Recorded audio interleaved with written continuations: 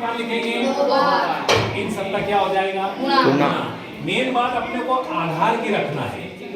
आधार अगर उसका समान है, एक जैसा है, तो ही जुड़ेगी, नहीं तो नहीं जुड़ेगी। ये एनएस में कैसा पूछ ले, 2 की घात 3 गुना 2 की घात 2, उत्तर क्या आएगा? 2 की घात 3 5 2 की घात 5। ये छोटा सा सवाल है अपना। तो ये हो गया गुणा वाला नियम। घातांक का एक पहला नियम क्या हो गया कि गुणा करने पर घातें जुड़ती हैं जबकि आधार उसका समान होना चाहिए। दूसरा नियम कौन सा है? भाग देने पर घातें घटती है जबकि उसमें भी आधार क्या होना चाहिए? समान होना चाहिए। जैसे कि 3 की घात 7, 3 की घात 2, इसमें जुड़ेगी कि घटेगी? घटेगी। 3 की घात 7 ऋण 2 बराबर 3 की घात कितनी हो जाएगी? 5। ये दोनों एक जैसी होना चाहिए। मेन बात इसी पे आएगी, आधार अगर उसका समान है कोई जुड़े घटेगी नहीं तो नहीं होगी। तो ये भाग का निशान आ जाए, आधार समान आए तो घटाना है, गुणा का निशान आए तो बस इतना सा याद रखना है। तीसरा नियम था अपना कौन सा? तीसरा बोलो। गुना करने पर। हाँ, तीसरा, जब किसी संख्या की घात गुना पर घात हो, जैसे कि 2 की घात 3 पूरे की घात 2, घात पर घात हो तो घातों का क्या होएगा? गुना। इन घातों का गुणा होएगा, दोनों, ना कि इसका। ये तो आधार है अपना। 2 3 गुणा 2, इन दोनों का गुणा होएगा तो 2 की घात क्या हो जाएगी? 6। ये तीसरा नियम हो गया अपना, एक जोड़ का हो गया, गुणा घटाव का हो गया और घात पर घात का हो गया। एक तीसरा नियम है घात का, जब किसी भी संख्या की घात 0 हो, क्या हो? 0, तो उसका मान हमेशा क्या रहेगा? 1। मान लो x से की घात 0 आ गया, एनएस में भी पूछता है तो उत्तर दे देगा 1 0 2 3, क्या आएगा? 1। 2 की घात 0 आ गया, 1 क्या आएगा? 1। किसी भी संख्या की घात 0 होगी तो उसका मान हमेशा याद रखना 1 ही रहेगा। ये तीसरा नियम हो गया। चौथा हो गया। अब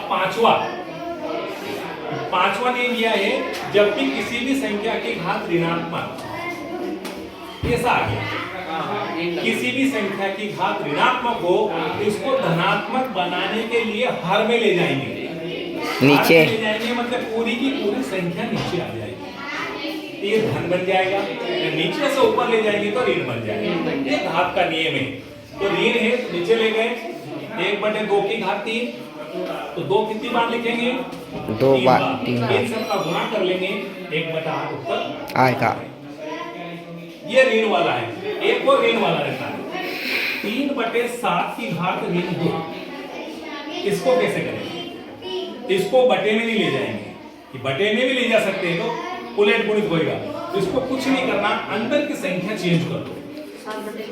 7/3 की घात 2, घात क्या हो जाएगी? धन। धन। जब भी ऋण की घात है, ये नियम ये है कि नीचे ले जाएंगे, इसको 3/7 आता है, 3/7 ये जाएगा कैसे ऊपर, तो ये हो जाएगा 7/3 घात 2।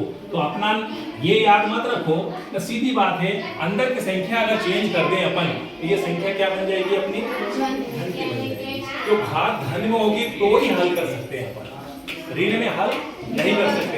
अब ऋण, इसका उत्तर क्या है? ऋण को हल नहीं कर सकते, इसको नीचे ले जाएंगे, धन बनेगी, धन से ये होगा। ये घातांक के अपने को 4-5 नियम पक्के हो जाएंगे। नंबर 1, गुणा करने पर घातें जुड़ती है जबकि आधार उसका क्या होना चाहिए? 0, समान होना समान। भाग देने पर घातें घटती है जबकि उसका आधार क्या होना चाहिए? समान। किसी भी संख्या की घात 0 होती है उसका मान हमेशा 1। ऋणात्मक घातांक को धनात्मक बनाने के लिए उसको हार में ले जाएंगे तो ऋण की धन हो जाएगी, धन की ऋण। ना अगर ऐसी बटे वाली संख्या आएगी ऋणात्मक घात है तो उसको अंदर से उसको चेंज कर देंगे। यही सवाल है। एनएस में बहुत सारे छोटे छोटे क्वेश्चन आएंगे, जैसे कि 2 की घात 0 गुणित 3 की घात 0, क्या उत्तर आएगा? 1 आएगा, क्योंकि 2 की घात 0 का उत्तर 1, फिर गुणा का निशान, फिर 1 एक में 1 का गुणा करा कितना है? 1 ऐसा आ जाए 2 की घात 0 2 की घात 0 ऋण 3 की घात 0, क्या उत्तर आएगा? एक। एक नहीं आएगा। देखो 2 की घात 0 का मान 1, 3 की घात 0 का मान 1 में से 1 गया, कितना बचा? शून्य। तो ठीक है। तो ऐसे छोटे छोटे प्रश्न बहुत सारे आएंगे अपने, तो याद रखना है घातांक ही आएंगे।